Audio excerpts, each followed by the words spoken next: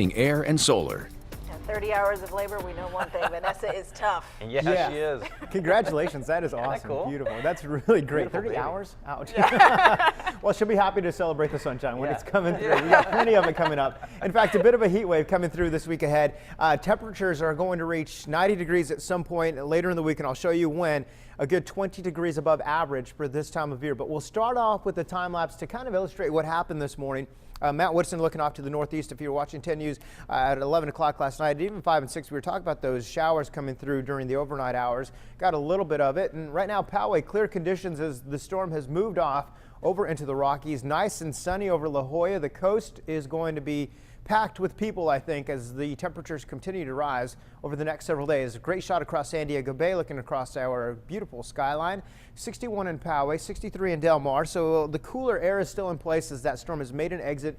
In its wake, we still have the cold air settle on in. Tomorrow, these numbers jump up a good 10 degrees from where we are today, and we continue climbing after that. So the second half of the weekend is going to be sunny and warm. Now the winds, that's a big story. Most people have been talking about the winds today, especially this afternoon. Right now, the wind speed sustained 10 miles per hour at Oceanside, 12 at Julian, 12 at Chula Vista, and 14 at Camp Weiss. Point those out because those are above 10 or so. And at Lindbergh right now, 13 miles per hour, direct out of the west. This is all going to change, especially as we go through the days ahead. The offshore winds start to come back on in, and we'll even be watching for high fire danger in April, I know. So here's the center of the storm. The center circulation is now right over the Four Corners region. A lot of moisture right around it. The higher elevations getting some snow. All the green is the rain.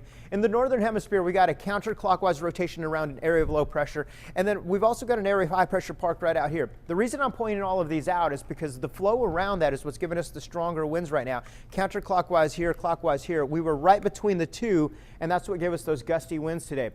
That area of high pressure is going to be a big player for us as we move forward.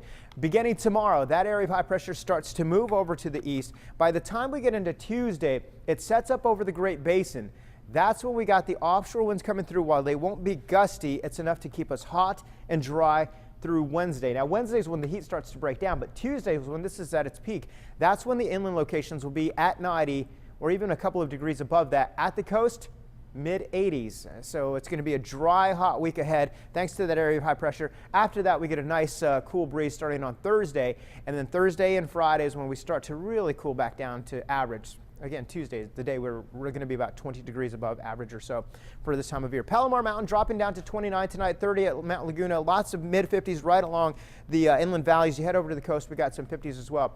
Now, highs tomorrow start to come back up. We'll see plenty of 70s, even near 80s are back on the map. 77 for El Cajon and Poway. You'll be close to 80 tomorrow. San Diego at 72. You've got 76 for Valley Center and 75 for Chula Vista. Notice the coastal communities, though, back up into the low and mid 60s, or 70s rather, and we've got plenty of 60s for the higher elevations, close to 70. Lemon Grove 75 tomorrow, 73 in Mira Mesa. Up into the north end of the county, close to 80 again, especially inland over to Temecula, 77 there, 76 in Fallbrook. Oceanside, you're closer to 70. That's going to be right at the ocean, but at the airport, you're probably closer to 75. Across the deserts, low 80s, 82 for Borrego Springs, 81 El Centro. Your extended forecast will continue to warm up. I'll let you absorb this. April, remember it's April. We've got 80 degrees on Tuesday, dry. So we'll come up to the 70s tomorrow, add another 6 degrees on Monday, add another 4 degrees on Tuesday. Wednesday is when we start to cool back down. Friday, the fog returns. Saturday, we're back to pretty close to average. Inland numbers, I have a 90 for you on Tuesday. It looks like Tuesday's when that all peaks.